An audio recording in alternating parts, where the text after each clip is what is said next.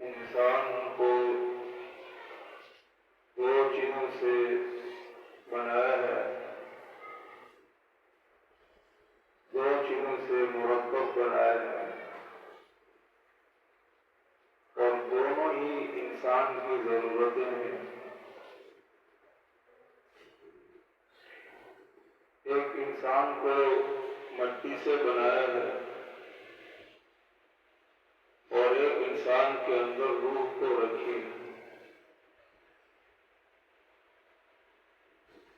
مٹی سے بنایا ہے تو ساری کائنات کے اندر انسان کی ضرورتوں کو پھیلایا ہے،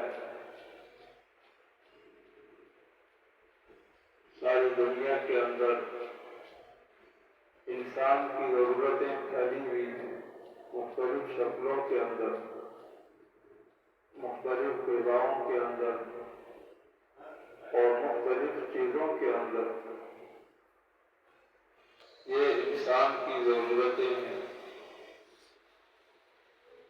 اور پھر جتنا بھی نظام چل رہا ہے ہوا کے ذریعے سے، ہوا بھی انسان کی ضرورت ہے، اور ہوا سے دنیا کی کتنی غذائیں جو ہیں محفوظ رہتی ہیں۔ اگر ہوا بند ہو جائے تو ساری غذائیں جو ہیں خراب ہو جائیں، اور اگر پانی بند ہو جائے تو انسانی سارا نظام ختم ہو جائے۔ ہر چیز کو اللہ تعالیٰ نے پانی سے بنایا ہے۔ وَجَعَلْنَا مِنَ الْمَاءِ كُلَّ شَيْءٍ حَيٍّ، اور پانی سے کتنی مخلوق کی ضرورتیں وابستہ ہیں۔ اسی طرح آگ انسانوں کی ایک ضرورت ہے، اور آگ سے کتنی انسانی ضرورتیں وابستہ ہیں۔ تو یہ ساری کی ساری انسانی ضرورتیں ہیں اور دنیاوی ضرورتیں ہیں، لیکن ایک چیز اور انسان کے اندر ہے، اور وہ روح ہے۔ روح کا تعلق براہ راست اللہ کے امر سے ہے۔ وَيَسْأَلُونَكَ عَنِ الرُّوحِ قُلِ الرُّوحُ مِنْ أَمْرِ رَبِّي۔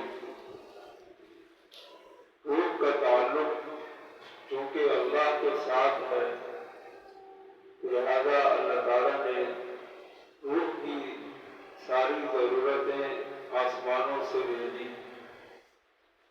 ایمان روح کی ضرورت ہے، اللہ کا کلام روح کی ضرورت ہے، اللہ کی عبادت روح کی ضرورت ہے، اللہ کی یاد روح کی ضرورت ہے، اور انسانی فطرتی اخلاق جو روح سے پیدا ہوتے ہیں وہ روح کی ضرورت ہے۔ یہ ساری روحانی انسانی ضرورتیں ہیں،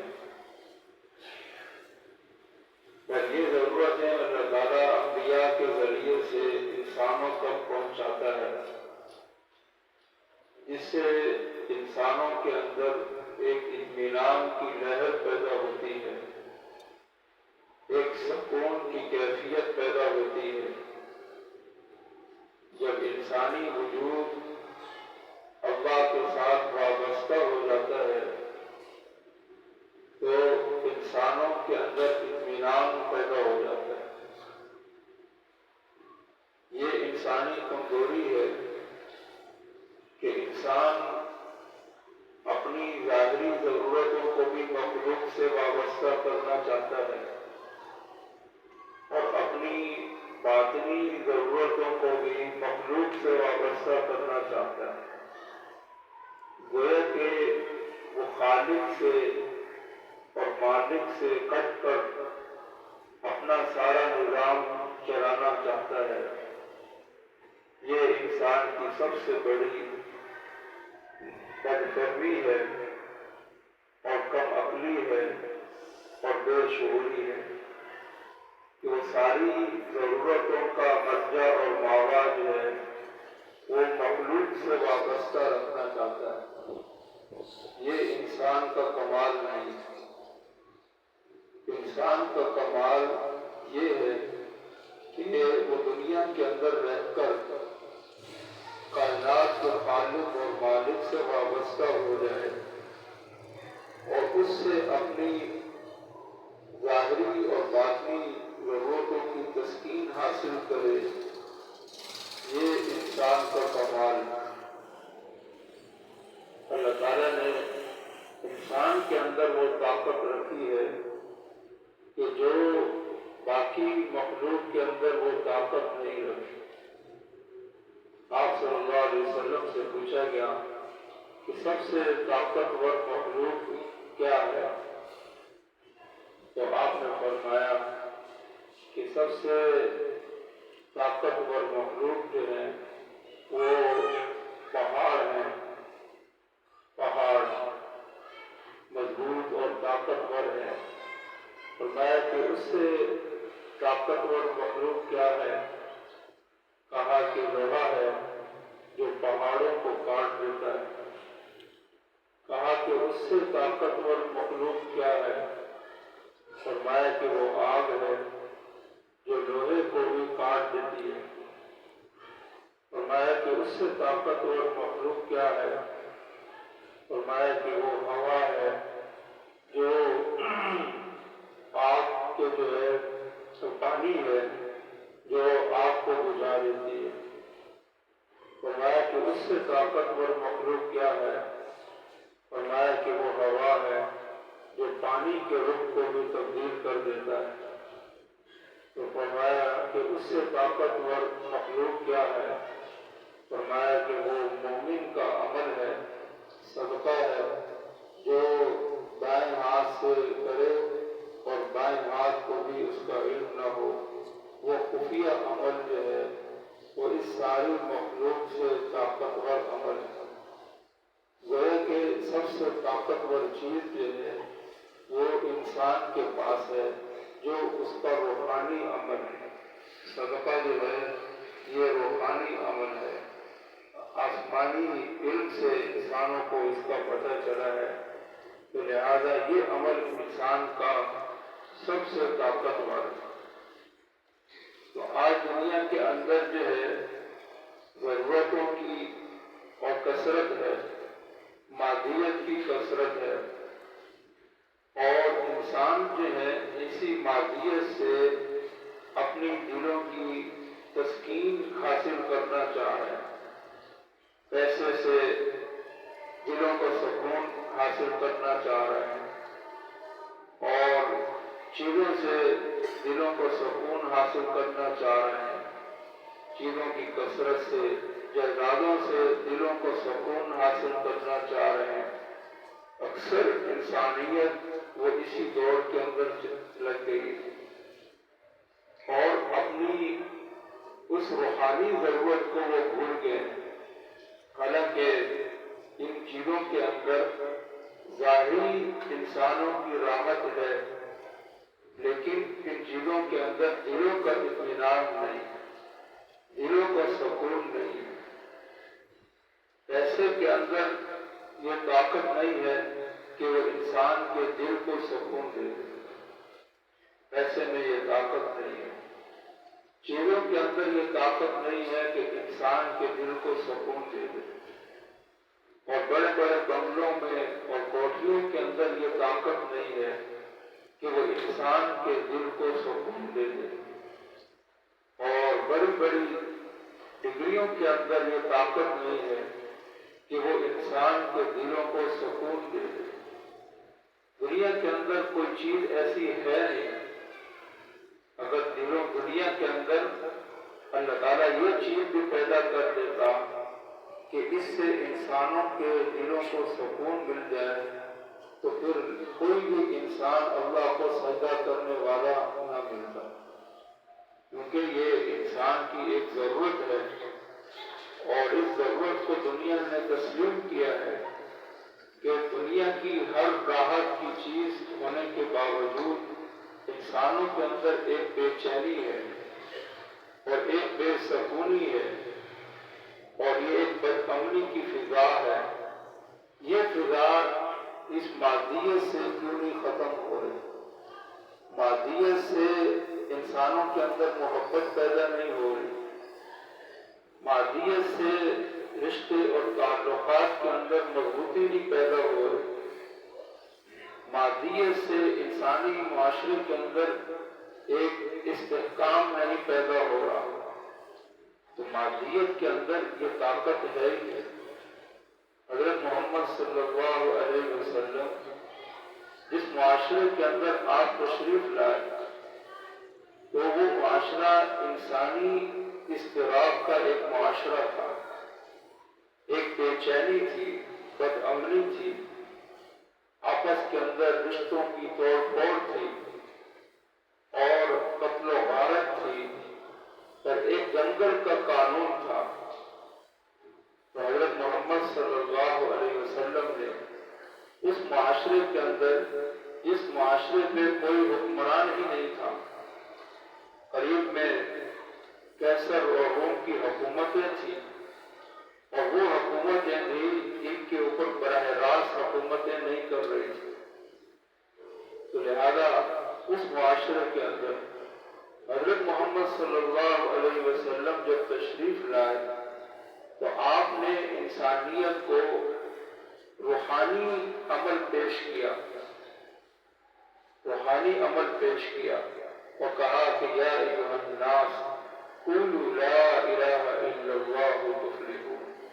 یہ جو تم نے مختلف خدا بنائے ہوئے ہیں، اس سے تمہارے اندر ایک بد عقیدگی ہے جو تمہیں تمہارے معاشرے کی پریشانی کا ذریعہ ہے۔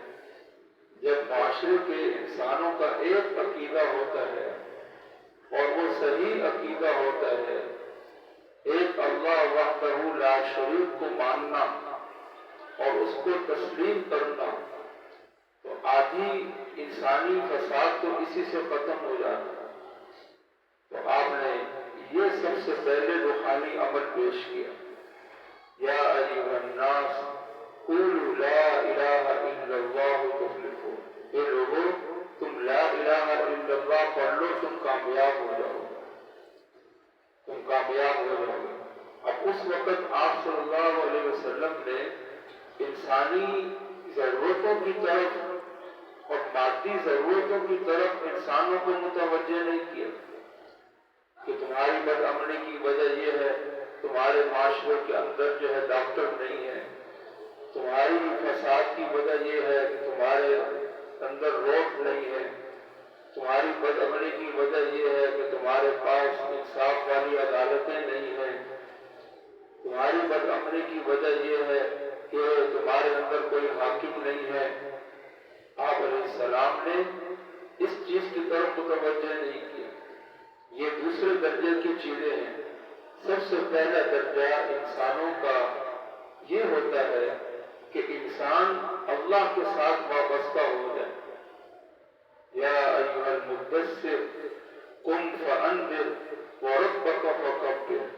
آپ علیہ السلام کو حکم ہوا کہ اے نبی جی، آپ ان کو ڈرائیے اور ان کے اندر جو ہے اللہ کی بڑائی بیان کیجیے۔ انہوں نے جو مخلوق کے چھوٹے چھوٹے خدا اپنے دلوں کے اندر بٹھائے ہوئے ہیں اور مخلوق کو انہوں نے بڑا سمجھا ہوا ہے، آپ ان کے اندر مخلوق کی چھٹائی بیان کریں کہ مخلوق جو ہے وہ اللہ کی ذات کے برابر نہیں ہے۔ مخلوق مخلوق ہے اور خالق خالق ہے۔ مخلوق کبھی خالق کے درجے تک نہیں پہنچ سکتی، مخلوق کبھی جو ہے خالق کے مقابلے کے اندر نہیں آ سکتی۔ وہ وحدہ لا شریک ہے اور وہی ساری مخلوق کے اوپر غالب ہے۔ قل اللہم مالک الملک، وہ سارے بادشاہوں کا بادشاہ ہے، ساری بادشاہتیں اسی کے کنٹرول کے اندر ہے۔ تبارک الذی بیدہ الملک، اسی کے ہاتھ میں سارا کنٹرول ہے۔ وہو علی کل شیء قدیر، اور وہی ہر چیز کے اوپر قادر ہے۔ یہ آپ علیہ السلام کو حکم ہوا کے اندر سے مادیت کا تاثر ختم کرے۔ مادیت انسانی ایک ضرورت کی چیز ہے، مادیت انسانیت کا خدا نہیں ہے، سائنس انسانیت کا خدا نہیں ہے، ضرورتیں انسانیت کا خدا نہیں ہے، دنیا کی چیزیں سامان یہ انسانیت کا خدا نہیں ہے۔ آج جو ہے مخلوق جو ہے وہ انہی کے اندر لگی ہوئی ہے کہ انہوں نے ان چیزوں کو اور ان ضرورتوں کو انہوں نے خدا کا درجہ دیا ہوا ہے۔ افرأیت من اتخذ الہہ ہوا، آپ نے دیکھا ہے نبی جی کہ جس نے اپنی خواہشات کو خدا کا درجہ دیا ہوا ہے۔ مشرکین کے زمانے میں انہوں نے 360 بت بنائے ہوئے، اس زمانے کے اندر جو ہے ہزاروں جو ہے انسانوں نے خدا بنائے ہوئے، کسی کا خدا پیسہ بنا ہوا ہے، کسی کا خدا جائیدادیں بنی ہوئی ہیں، کیونکہ جس چیز کے لیے انسان اپنی تمام صلاحیتوں پر جو ہے خرچ کر دے وہ چیز وہ انسان کی ضرورت نہیں رہتی، وہ انسان کے خدا کے درجے میں آ جاتی۔ افرأیت من اتخذ الہہ ہوا، حضرت حاتم رضی اللہ تعالی عنہ حضور کے پاس آئے، مسلمان ہوئے۔ انہوں نے کہا کہ یا رسول اللہ، قرآن میں ہے کہ یہود و نصارہ نے اللہ کے علاوہ جتنے بھی ان کے پیشوا ہیں ان کو ارباب بنایا ہوا ہے، ان کو رب بنایا ہوا ہے۔ تو یا رسول اللہ، ہم نے تو ان پیشواؤں کو رب نہیں بنایا ہوا تھا۔ تو قرآن کے اندر جو ہے یہ کہا جا رہا ہے۔ تو حضور علیہ السلام نے فرمایا کہ جب تم اللہ کے مقابلے کے اندر ان پیشواؤں کی بات مانتے تھے تو کیا تم نے ان کو گئے کہ تم نے ان کو رب بنایا ہوا ہے؟ یعنی ایک طرف اللہ کا حکم ہے اور ایک طرف پیشوا کوئی بات کہہ رہا ہے۔ پیشوا جو ہے ان کے قوم یہود نصارہ کے وہ بات کہہ رہے ہیں، تم اللہ کی بات کو چھوڑ دیتے تھے اور تم ان پیشواؤں کی بات مان لیتے تھے، تو لہذا تم نے جو ہے ان پیشواؤں کو اپنا رب بنایا ہوا ہے اللہ کو چھوڑ کر۔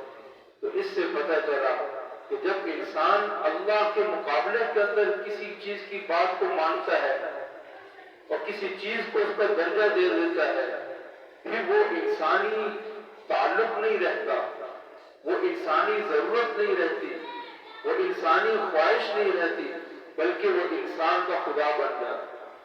اب مثال کے طور پر کوئی آدمی جو ہے اولاد کو اس درجہ پر رکھ رہا ہے، اولاد پر نماز چھوڑ رہا ہے، اولاد پر سجدہ چھوڑ رہا ہے، اولاد کی وجہ سے اللہ کی اطاعت اور عبادت کو چھوڑ رہا ہے، اور اولاد کی وجہ سے اس نے اپنا سب کچھ اپنی فیملی اور اولاد کو بنایا ہوا ہے۔ اب یہ اس کی صرف فیملی اور اولاد نہیں ہے، یہ ان کا خدا کا درجہ دیا ہوا۔ قرآن نے کہا کہ جہنم کے اندر جانے کی ایک وجہ بتائی، اِنَّهُ كَانَ فِي أَهْلِهِ مَسْرُورًا، یہ اپنی فیملیوں کے اندر بڑے خوش رہا کرتے تھے۔ تو فیملیوں کے اندر خوش رہنا یہ کوئی گناہ نہیں ہے، لیکن جب اللہ کو چھوڑ کر فیملیوں کو ہی سب کچھ بنا لیا ہے، اللہ کو چھوڑ کر، اللہ کی عبادت کو چھوڑ کر، اللہ کی اطاعت کو چھوڑ کر اپنا سارا ملجا ماوا فیملی بنائی ہوئی ہے، تو اب وہ صرف فیملی نہیں ہے، وہ ان کا اس بندے کا یہ خدا بنا ہوا ہے، یہ بیوی بچے اب اس کا خدا بن گئے۔ افرأیت من اتخذ الہہ ہوا، آپ نے اس شخص کو دیکھا کہ جس شخص نے اپنی خواہش کو اپنا الہ بنایا ہوا ہے۔ اب ایک آدمی کی جو ہے خواہش وہ پیسہ ہے، اور پیسے کو اس نے وہ درجہ دیا ہوا ہے جو اس نے کسی دنیا کی چیز کو وہ درجہ نہیں دیا۔ وہ سوتا ہے تو اس کے سونے کے اندر بھی خیالات پیسے کے ہیں، وہ اٹھتا ہے تو اس کے اٹھنے کے اندر بھی خیالات پیسے کے ہیں، اور پیسے کے مقابلے کے اندر وہ کسی چیز کو جو سامنے نہیں لاتا، پیسے کے مقابلے کے اندر اللہ کے کسی حکم کو تسلیم کرنے کو تیار نہیں ہے۔ اب یہ پیسہ جو ہے وہ صرف اس کی اب ضرورت نہیں ہے، یہ پیسہ اب اس کا خدا بنا ہوا ہے۔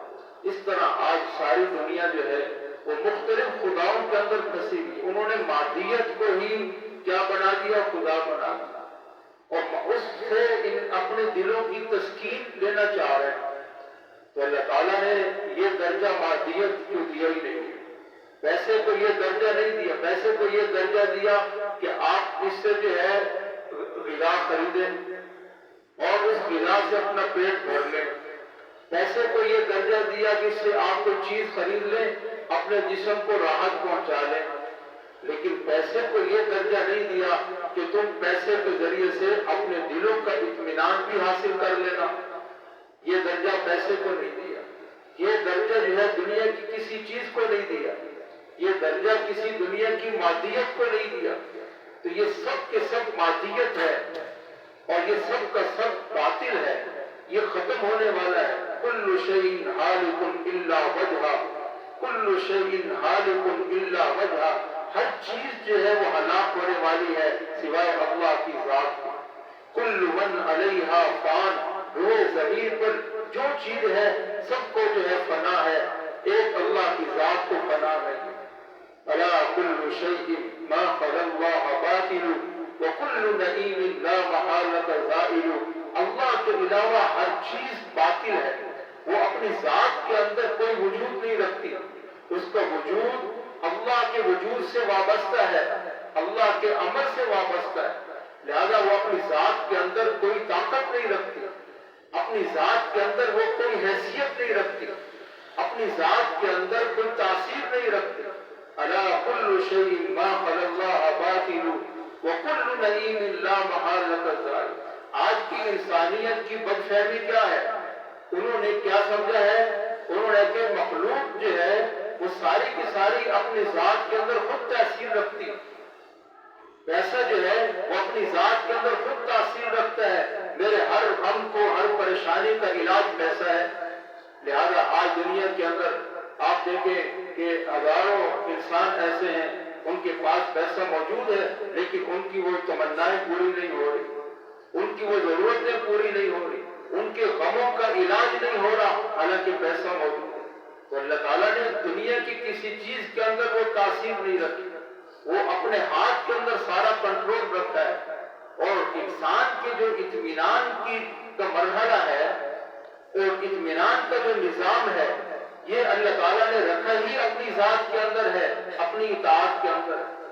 الذین آمنوا وتطمئن قلوبهم بذکر اللہ، کہ جو ایمان والے ہیں ان کا دلوں کا اطمینان تو وہ اللہ کی یاد سے وابستہ ہے، اللہ کی اطاعت سے وابستہ ہے. لہذا جو ہے دنیا کی جتنی بھی مادیت اور بڑھ جائے، اس سے دگنی ہو جائے، انسان جس طرح آج پریشان ہے، آج سے 100 سال پہلے آپ جائیں تو اتنی مادیت نہیں تھی، تو اتنی انسانیت پریشان بھی نہیں تھی. اب 100 سال اور چلے جائیں اور مادیت اور بڑھ جائے، انسانیت اس سے زیادہ پریشان ہو جائے گی، کیونکہ اس مادیت کے اندر انسانوں کو سکون دلانے والی چیز کوئی ہے ہی نہیں. سب سے پہلی سکون کی چیز آپ علیہ الصلوۃ والسلام نے جو سب سے پہلی چیز پیش کی انسانوں کے سامنے اور کفار مکہ کے سامنے، اور اس وقت آپ نے یہ نہیں کہا یا اہل مکہ، اے مکہ والو، یا اہل مدینہ، اے مدینہ والو. آپ نے یہ نہیں کہا، آپ نے پوری دنیا کے انسانوں کو خطاب کیا، یا ایھا الناس قولوا لا الہ الا اللہ تفلحوا. آپ نے لا الہ الا اللہ کا نسخہ پیش کیا کہ یہ جو نسخہ دل کے اندر اترتا ہے اور اندر سے کفر اور تحریتیں ختم ہوتی ہیں اور ظلمتیں نکلتی ہیں تو جو ہے اندر ایک روشنی پیدا ہوتی ہے. وہ روشنی انسانوں کی سب سے بڑی ضرورت ہے اور وہ روشنی انسانوں کی پریشانیوں کا سب سے بڑا علاج ہے. لا الہ الا اللہ جددوا ایمانکم. حضور نے فرمایا تم اپنے ایمان کی تجدید کرتے رہا کرو. یا رسول اللہ ایمان کی تجدید کیسے کریں؟ فرمایا کہ لا الہ الا اللہ یہ کثرت سے پڑھا کرو. یہ لا الہ الا اللہ کا انسانی خلقت کے ساتھ ایک اس کا تعلق ہے. نحن اقرب الیہ من حبل الورید. قرآن نے کہا کہ ہم تو جو ہے اس کی شاہ رخ جو ہے شارق سے بھی زیادہ قریب ہے. یہ شارق جو ہے یہ اس سے بھی زیادہ اللہ تعالیٰ کی ذات کی انسان کے ساتھ قربت ہے، ذات کے ساتھ قربت ہے. اب یہ جو ہے اتنی قربت کے ساتھ پھر یہ انسان کسی اور مادیت سے وابستہ ہو کر وہ اپنے اندر کے اندر اطمینان پیدا کرنا چاہے وہ پیدا نہیں ہو سکتا. لہذا اسی لا الہ الا اللہ کے ساتھ اس کا جو ہے اطمینان جڑا ہوا ہے. الذین آمنوا، جو لوگ ایمان لائے. اگر کافر اللہ کا نام لیتا رہے گا اس کو بھی سکون نہیں ملے گا. سب سے پہلے سکون کا مرحلہ کیا ہے؟ اپنا لا الہ الا اللہ ہم درست کریں. وہ لا الہ الا اللہ کیسے درست ہوگا؟ کہ ساری مادیت سے اپنی نگاہ ہٹا لیں کہ مادیت کے اندر وہ طاقت نہیں ہے، مادیت کوئی خدا نہیں ہے، مادیت اپنی ذات کے اندر کوئی تاثیر نہیں رکھتی. مادیت ہے اور خالق خالق ہے. حل من خالق غیر اللہ، اللہ کے علاوہ تو کائنات کے اندر کوئی خالق نہیں ہے. اگر آپ مادیت کو تاثیر بھی دے دیتے ہیں اس کا مطلب یہ ہے کہ مادیت جو ہے وہ خود خالق ہے. وہ انسان کے اندر جو ہے اطمینان پیدا کر سکتی ہے، انسان کے اندر کے غموں کا علاج ہے، انسان کی ہر ضرورت پوری کر سکتی ہے. حالانکہ یہ بات ہے ہی نہیں، یہ بات نہیں ہے. اللہ کے نظام کے اندر ہر چیز وابستہ ہے. اور انسان کو تو اللہ تعالیٰ نے جو ہے اپنے ہاتھ سے پیدا کیا، پھر اس کو مخلوق کے حوالے کر دیں یہ کیسے ہو سکتا ہے؟ اس کو اللہ تعالیٰ نے اپنے ساتھ وابستہ رکھا. نحن اقرب الیہ من حبل الورید، میں تو اس کی شارق سے بھی زیادہ قریب ہوں. اب یہ بھاگ رہا مال کی طرف، اب یہ بھاگ رہا چیزوں کی طرف، اب یہ بھاگ رہے اللہ کو چھوڑ کر جو دنیا کی طرف، دنیا کے تعلقات کی طرف، اللہ کے تعلق کو چھوڑ کر. تو اب وہ چاہ رہا ہے کہ مجھے اس سے اطمینان مل جائے. اللہ نے کہا نہیں، یہ تو ہو ہی نہیں سکتا، یہ تو پڑھی لکھی بات ہے. میں تمہارے شارق سے زیادہ قریب ہوں، میرے ساتھ تو وابستہ ہوگا تو تجھے اطمینان ملے گا، میرے ساتھ تیرا تعلق بنے گا تو تجھے اطمینان ملے گا. میری آسمانی اعمال کے اوپر تو اپنی اعمال کے ساتھ وابستہ ہوگا تو تجھے اطمینان ملے گا. تو آج جتنی بھی انسانیت جو ہے آسمان والے سے ٹوٹی ہوئی ہے. اللہ تعالیٰ نے کیا فرمایا؟ وَالسَّمَاءَ بَنَيْنَاهَا بِأَيْدٍ وَإِنَّا لَمُوسِعُونَ. اللہ نے آسمان کا ذکر کیا، پھر اللہ نے زمین کا وَالْأَرْضَ فَرَشْنَاهَا فَنِعْمَ الْمَاهِدُونَ. پھر اللہ نے کہا وَمِن كُلِّ شَيْءٍ خَلَقْنَا زَوْجَيْنِ لَعَلَّكُمْ تَذَكَّرُونَ. آسمان کا ذکر ہو گیا، زمین کا ذکر ہو گیا، ہر چیز کا ذکر ہو گیا. تو اب کیا فرمایا؟ کہا کہ اس کے اندر تمہارے لیے کوئی چیز نہیں ہے. فَفِرُّوا إِلَى اللَّهِ، تم اللہ کی طرف رجوع کرو.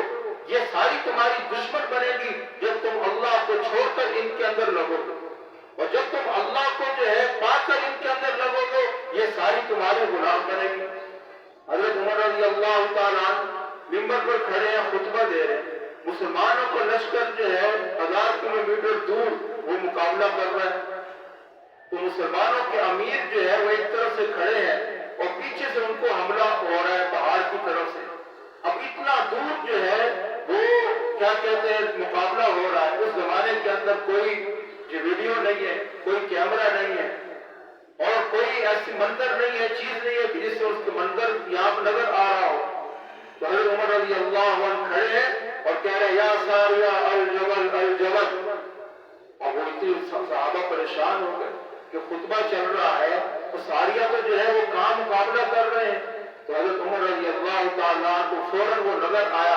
آپ نے کہا یا ساریہ الجبل الجبل، ساریہ پہاڑ کے پیچھے کی طرف دیکھو، پیچھے سے تم پر حملہ ہونے والا ہے. جب وہ لشکر واپس آیا انہوں نے کہا کہ فلاں جمعے کے دن میں اس وقت کے اندر مجھے حضرت عمر رضی اللہ تعالیٰ کی آواز آئی کہ یہ ساریہ پیچھے کی طرف دیکھو، پیچھے سے حملہ ہو.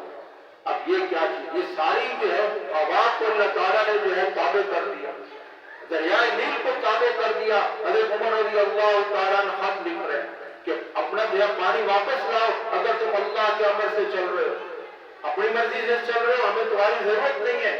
پانی واپس آ گیا ہے اور آج تک وہ پانی واپس نیچے نہیں گیا. زمین پہ زلزلہ آ رہا ہے، اس کو جو ہے کوڑا مار رہے ہیں.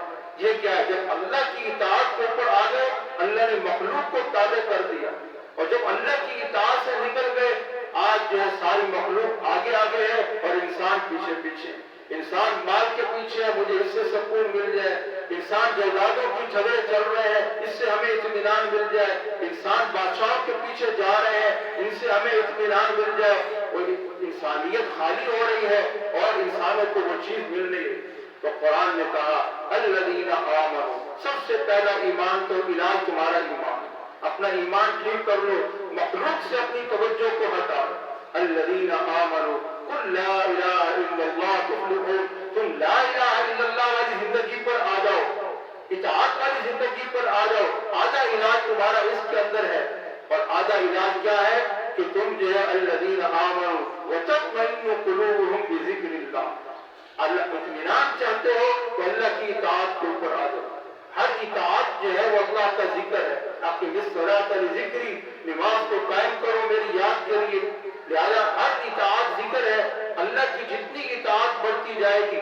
اللہ نے اولیاء اللہ کے بارے میں کیا کہا، الا ان اولیاء اللہ لا خوف علیہم ولا هم یحزنون، اولیاء اللہ جتنے بھی اللہ کے دوست ہیں ان کو کوئی خوف اور غم نہیں ہوگا، لہذا خوف اور غم کو ختم کرنے والی چیز جو ہے وہ اللہ کی دوستی ہے، وہ اللہ کا تعلق ہے، وہ اللہ کی محبت ہے۔ تو مخلوق کو وہ درجہ دو جو مخلوق کا ہے، خالق و توکل علی الحی الذی لا یموت، اس ذات کے ساتھ جڑو جو ایسا حی ہے جس کو موت نہیں ہے، جس کو موت نہیں، باقی ساری مخلوق کو موت ہے، انسانوں کو موت ہے، بادشاہوں کو موت ہے، جنرلوں کو موت ہے، سیاستدانوں کو موت ہے، چودھریوں کو موت ہے، سرداروں کو موت ہے، اور کائنات کو فنا ہے، ایک اللہ کی ذات کو بقا ہے، لہذا انسان کی جو ہے بقا بھی وہ اللہ کی ذات کے ساتھ جڑنے کے ساتھ ہے، اللہ کی ذات کے ساتھ، لہذا شہید جو ہے وہ اللہ کی ذات کے ساتھ جڑتے ہیں،